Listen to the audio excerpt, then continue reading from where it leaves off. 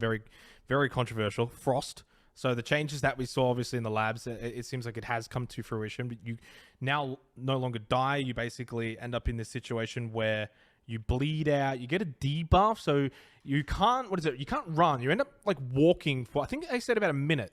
It's about a minute. You end up walking, and it's like 2 HP or something, or 20 HP, something very low in terms of health. So it's still not ideal to end up in a frost mat, but you're not dying. Like, and you actually get yourself now a second opportunity. I think this is a massive nerf. I think suddenly now frost just loses so much value. Yeah, the rationale behind this, they mentioned in the video, is that from a design perspective, they want players to have options. They don't want players to feel helpless. And I guess from that perspective, it does make sense because there's no other operator in the game that completely debilitates you like that. I mean, you can make the argument like Capcan downs you or whatever, but outside of that, not really. So I somewhat agree with that.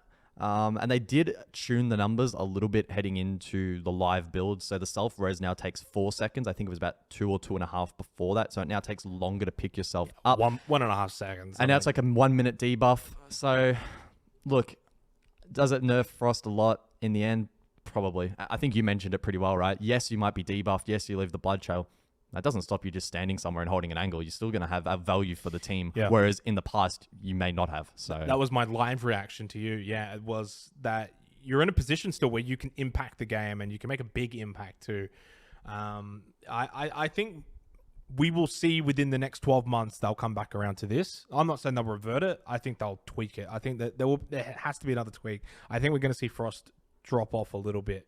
And it's not like Frost was ever majorly picked. It was always a bit of a meme pick, but it was something that we saw probably a little bit more of in APAC than potentially other regions. And obviously right now we're sort of more so talking professional Siege. So I just don't even know where you bring that now. I just don't really see the value.